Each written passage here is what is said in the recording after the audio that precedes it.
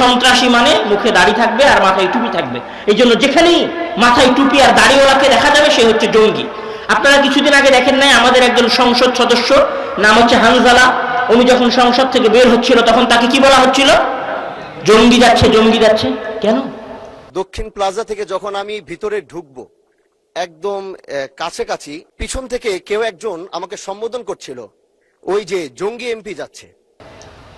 এটাকে dress code করা হয়েছে, মানে পরিচয়। সন্ত্রাসবাদের পরিচয় হচ্ছে মাথায় টুপি আর মাথায় পাগড়ি। যখন টুইন টাওয়ারে হামলা হলো, টুইন টাওয়ারে হামলা হওয়ার পরে পৃথিবীতে সন্ত্রাসবাদের আলোচনা শুরু হলো। পৃথিবীতে সন্ত্রাসবাদের আলোচনা টিভি চ্যানেল টকশোগুলোতে অনেক বেশি হওয়া শুরু হলো। আচ্ছা, তখন সন্ত্রাসবাদের পরিচয় কি ছিল বলতে পারবেন? বা সন্ত্রাসবাদকে কি বলে পরিচিত করা হয়েছিল সেটা কেউ জানেন? না। তখন সন্ত্রাসবাদকে পরিচিত করা হয়েছিল সন্ত্রাস মানে মাথায় টুপি আর মুখে দাড়ি। বুঝতে পারেননি মনে হয় আমার কথা। সন্ত্রাস, সন্ত্রাস করা মানে কি? একজন মানুষকে ভয় দেখানো। সন্ত্রাস করা মানে একজন মানুষকে অন্যায়ভাবে হত্যা করা। সন্ত্রাস করা মানে একজন মানুষকে অন্যায়ভাবে গুলি করা। সন্ত্রাস করা মানে একজন মানুষের উপর বোম ফেলা। যে বোম ফেলে, যে গুলি করে, যে হত্যা করে সে হচ্ছে সন্ত্রাসী।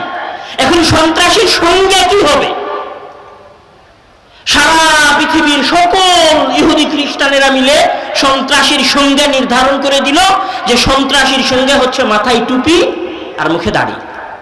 তখন সারা পৃথিবীর সবাই মেনে নেওয়া শুরু করলো যে সন্ত্রাসী মানে মুখে দাড়ি থাকবে আর মাথায় টুপি থাকবে। এই জন্য যেখানেই মাথায় টুপি আর দাড়িওয়ালাকে দেখা যাবে সে হচ্ছে জঙ্গি। আপনারা কিছুদিন আগে দেখেন নাই আমাদের একজন সংসদ সদস্য নাম হচ্ছে হানজালা, উনি যখন সংসদ থেকে বের হচ্ছিল তখন তাকে কি বলা হচ্ছিল? জঙ্গি যাচ্ছে, জঙ্গি যাচ্ছে। কেন? এটাকে ড্রেস কোড করা হয়েছে, মানে পরিচয়। সন্ত্রাসবাদের পরিচয় হচ্ছে মাথায় টুপি আর মাথায় পাগড়ি। মাথায় পাগড়ি অথবা টুপি এবং মুখে দাঁড়িয়ে পরিচিত করা হয়েছে এই জিনিস দিয়ে। আর একটা পয়েন্টে আসি, আপনাদের এই স্কুলে কলেজেই যদি আগামীকাল অনুষ্ঠান হয় 16 ডিসেম্বরের অথবা স্বাধীনতা দিবসের, তাহলে সেই দিবসে যদি রাজাকার কাউকে বানানো হয় তাহলে সেই রাজাকারের মাথায় কি থাকবে বলেন তো? টুপি থাকবে। মুখে কি থাকবে? দাড়ি থাকবে। যদিও মুক্তিযুদ্ধে যারা রাজাকার ছিল তাদের দাড়ি ছিল মুখে আর মাথায় টুপি ছিল কিনা সেটা নিয়ে ইতিহাসের বিস্তারিত আলোচনা করা যাবে। সেটা নিয়ে এখানে বসেও 1 ঘন্টা লেকচার দেওয়া যাবে। সেটা নিয়ে যারা রাজাকার বলতে দাড়ি টুপি বানিয়েছে তাদেরকে ইতিহাস বলে ধুয়ে দেওয়ার মতো দলিল আদিল্লা আছে আমাদের কাছে, বলা যাবে। সেটার কথা আমরা বলছি না। কিন্তু তারা যখন রাজাকার বলে পরিচিত করতে চেয়েছে, রাজাকারকে যখন সংজ্ঞায়িত করতে চেয়েছে, রাজাকারের যখন ডেফিনেশন দিয়েছে, তখন সেই ডেফিনেশনটা কি দিয়েছে বলেন তো? মাথায় টুপি এবং মুখে দাড়ি। তাহলে একটা জিনিসকে আপনি কি বলে সংজ্ঞায়িত করছেন আর একটা জিনিসকে আপনি কি বলে ডেফিনেশন দিচ্ছেন, এটা অনেক গুরুত্ব রাখে। আমার কথা মনে হয় ধরতে পারছেন না। এখানে কলেজ, আমার ধারণা এখানে অনেক স্টুডেন্ট আছে এবং ছাত্ররা আছে, তারা হয়তো আমার কথা বুঝতে পারবে, আমি এতটুকু আশা করি। তাহলে কোন জিনিসকে সংজ্ঞায়িত করাটা অনেক গুরুত্বপূর্ণ। কে সংজ্ঞায়িত করছে এটা পরের বিষয়, কিন্তু সংজ্ঞাটা কি সেটা অনেক গুরুত্বপূর্ণ। যেমন ধরেন, যখন আপনাদের সামনে বলা হয়েছে আমেরিকা কে আবিষ্কার করেছে, তখন আমরা সবাই এক বাক্যে বলেছি যে কলম্বাস আবিষ্কার করেছে। বাস্তবিক কলম্বাস আবিষ্কার করেছিল কিনা সেটার বিরুদ্ধে অনেক দলিল আছে যে আমেরিকা কলম্বাস আবিষ্কার করে নাই। কিন্তু সংজ্ঞা যে কলম্বাস আমেরিকা আবিষ্কার করেছে, তখন আমরা সেটা মুখস্থ করে ফেলেছি। তো সংজ্ঞাটা অনেক গুরুত্বপূর্ণ, অনেক গুরুত্বপূর্ণ যে একটা জিনিসের সংজ্ঞা কি হবে। তাহলে সময়ের সংজ্ঞা কি হবে এটা অনেক গুরুত্বপূর্ণ। আমার কথা মনে হয় আপনারা বুঝতে পারেননি। সময়ের সংজ্ঞাটা কি হবে এটা অনেক গুরুত্বপূর্ণ। আমি একজন মুসলিম, আমার কাছে সময়ের সংজ্ঞা কি, আর আমি একজন অমুসলিম, আমার কাছে সময়ের সংজ্ঞা কি, এটা অনেক গুরুত্বপূর্ণ। কেননা সংজ্ঞা যদি উলটপালট হয়ে যায় তাহলে আমার অ্যাকশন আলাদা হয়ে যাবে। এই সংজ্ঞার উপর ভিত্তি করে সময় কেন্দ্রিক মানুষের চিন্তা চেতনা পরিবর্তন হয়েছে। সর্বপ্রথম আধুনিক যে সময়, এই সময়ের সংজ্ঞা দেওয়া হয়েছে, আমি যদি বলি সর্বপ্রথম আধুনিক এই সময়ের সংজ্ঞা দেওয়া হয়েছে 1765 সালে। জোসেফ প্রিস্টলি তার বই চার্ট অফ বায়োগ্রাফির মধ্যে সময়ের সংজ্ঞা দিয়েছেন। উনি সময়কে কি বলেছেন? উনি বলেছিলেন যে সময় হচ্ছে একটি রৈখিক লাইন, একমুখী লাইন। একমুখী লাইন মানে আমি বুঝিয়ে বলছি আপনাদের জন্য। সময় এক মুখের। আপনাদের অনেকে মনে হতে পারে যে সময়ের আবার সংজ্ঞা দরকার হয় নাকি? সময় তো সময়, 10 সাল সময় এইভাবে সামনের দিকে আগাতে থাকবে। আর রৈখিক সময়ের সবচেয়ে বড় পয়েন্ট হচ্ছে যেই সময় একবার অতিবাহিত হয়ে গেছে সেই সময় আর সেই সময়ের কাজ কোনোদিন ফিরে আসবে না। আবার বোঝেন, রৈখিক সময়ের মূল যেটা কথা সেটা হচ্ছে যে আমি যেই সময়ের মধ্যে আছি এই সময়টা যদি চলে যায় তাহলে এইটা আর কোনোদিন কি আসবে না, ফিরে আসবে না। আমরা কি মনে করি যে আমরা যে সময়ের মধ্যে বসবাস করছি এই সময় একদিন কিয়ামতের মাঠে আমাদের সামনে উপস্থাপন করা হবে? এটা কি বিশ্বাস করেন? আপনি এই দুনিয়াতে যা কিছু করছেন এই সকল কাজের প্রতিদান মহান আল্লাহ তাআলা আপনাকে আখিরাতে দিবেন, এটা কি আপনি বিশ্বাস করেন? তাহলে সময়ের যে বর্তমান সংজ্ঞা, এই সংজ্ঞার সাথে আমাদের বিশ্বাসের সংঘর্ষ আছে। আমি সংঘর্ষটাকে আগে স্পষ্ট করব। এখন যখন সময়ের সংজ্ঞা এটা দাঁড়ালো সারা পৃথিবীর মানুষের মাঝে, সময়ে যখন এইটাই সংজ্ঞা হয়ে গেল যে 2001 সাল, তারপরে 2 সাল আসবে, তারপরে 3 সাল আসবে, তারপরে 4 সাল আসবে, 5 সাল আসবে, 26 সাল, তারপরে 27 সাল, তারপরে 30 সাল আসবে, সময় আসবে চলে যাবে। সুতরাং কি করো? সময়টাকে উপভোগ করো। এই সময় চলে যাবে, এটা আর কোনোদিন ফিরবে না।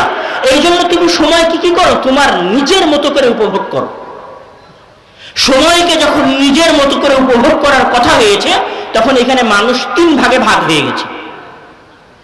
আবার বলছি, একটু একাডেমিক কথা হবে হয়তো, আসলে আমি আব্দুল্লাহ ভাইদের মতো অত জাদরেল কথক না, আমার ছোট ভাই আব্দুর রহিমের মতো অত বড় বক্তা না, আর আমি আব্বুর মতো সাজিয়ে গুছিয়ে কথা বলতে পারি না। আমার কথা একটু একাডেমিক হবে, হয়তো একটু বুঝতে সমস্যা হবে, তারপরেও বোঝার চেষ্টা করবেন। যখন সময়ের এই সংজ্ঞাটা চলে আসলো যে সময় চলে যেতে থাকবে, এটা আর কোনোদিন ফিরবে না, এটা ক্রমবর্ধমান সামনের দিকে আগাবে, তখন মানুষের মাঝে 3টা শ্রেণী তৈরি হয়। এক শ্রেণীর মানুষ,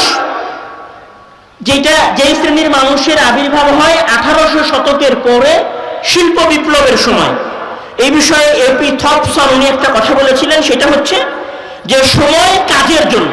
তখন এক শ্রেণীর মানুষ মনে করলো যে সময় মানে সকাল 8টায় অফিসে যেতে হবে, 5টায় অফিস থেকে বের হতে হবে, ওভার ডিউটি দিয়ে হলেও টাকা ইনকাম করতে হবে, মানে জীবনকে কাজের মধ্যে ফেলে দিতে হবে।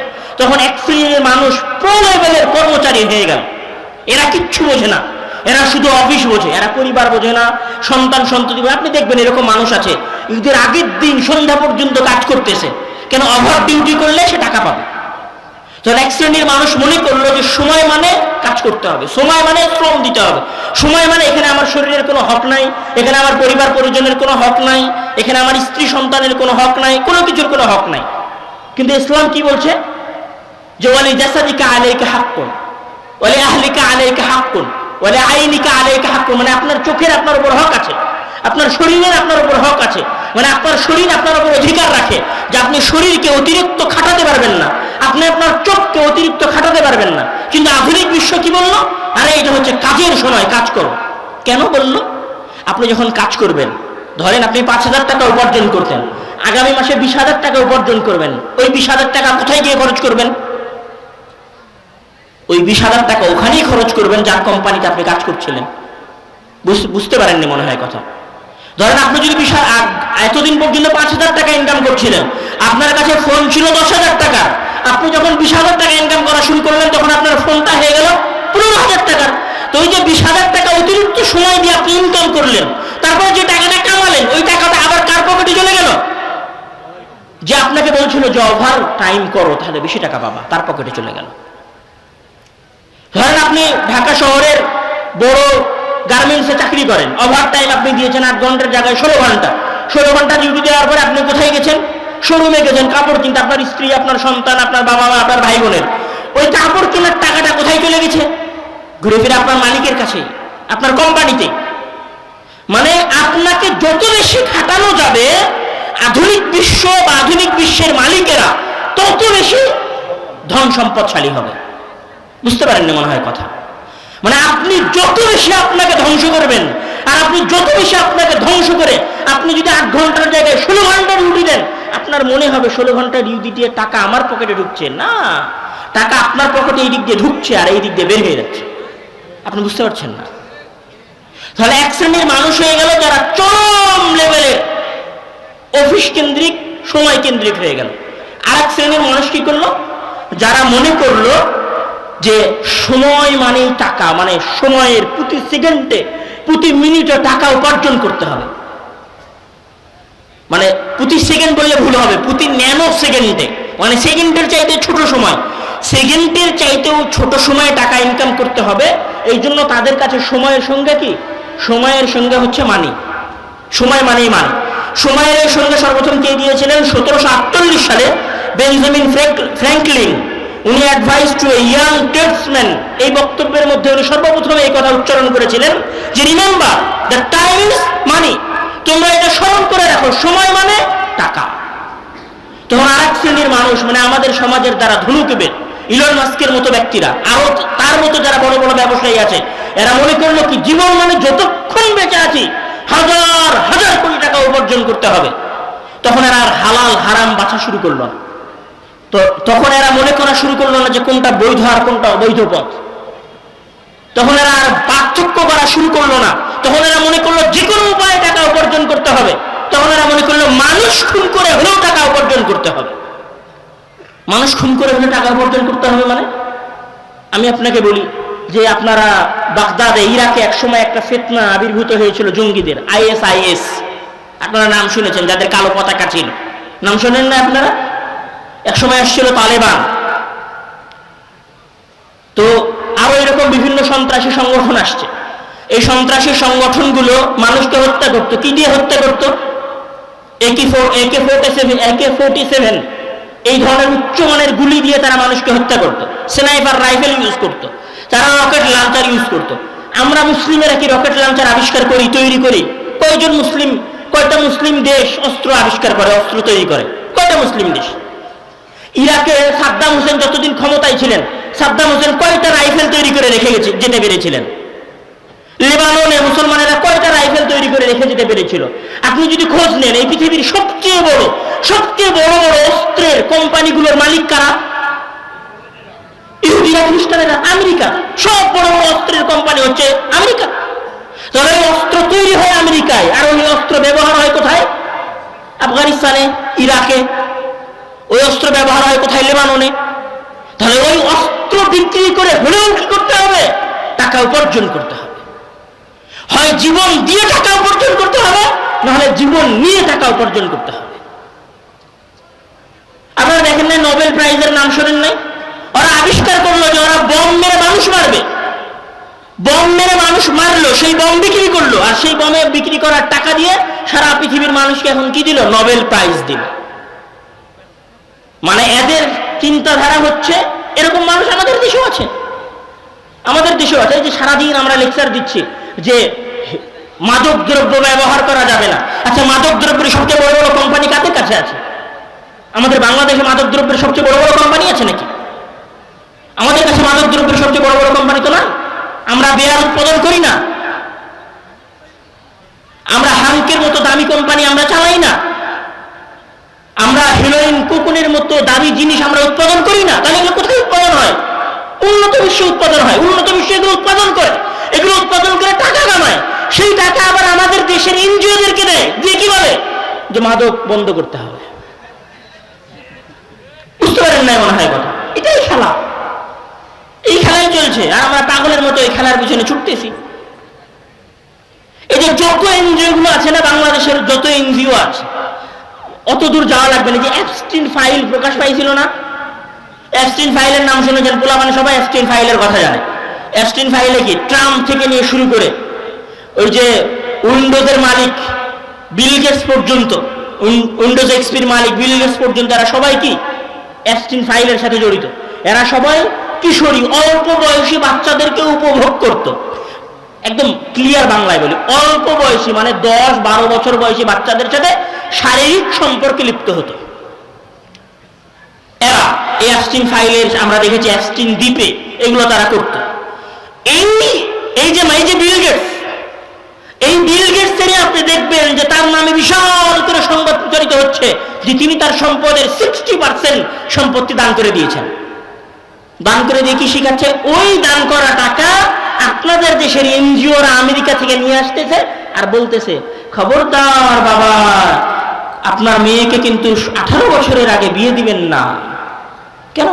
12 বছরে যে তুমি যার কাছ থেকে টাকা নিয়ে এসেছো, সে যে অন্য দেশ থেকে মেয়ে নিয়ে এসে উপভোগ করে, ধর্ষণ করে, হত্যা করে, পানিতে ভাসিয়ে দিয়েছে, সেটার বিচার কোথায়? সেটার বিচার আছে নাকি? সেটার কোনো বিচার নাই।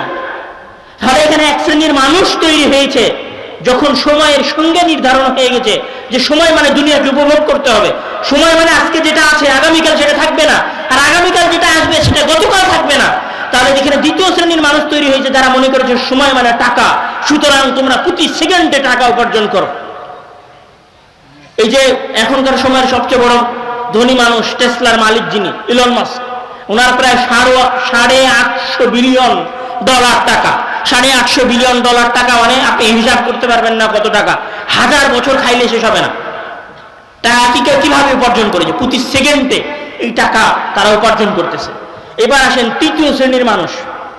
যখন বলা হয়েছে যে আজকের দিন, এই দিনে দুনিয়াটাই তোমার, আর কোনো কিছু না, তখন এখানে তৃতীয় শ্রেণীর মানুষ তৈরি হয়েছে। এক শ্রেণীর মানুষ প্রথমে বললাম যারা কলকারখানায় কাজ করে, কোম্পানিতে কাজ করে, ব্যাংকে জব করে, অফিস আদালতে কাজ করে।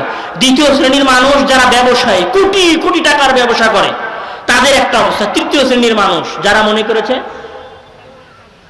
কি, আপনাদের ভাষায় একটা ডায়লগ আছে, 2 দিনের দুনিয়া নাকি যেন বলে,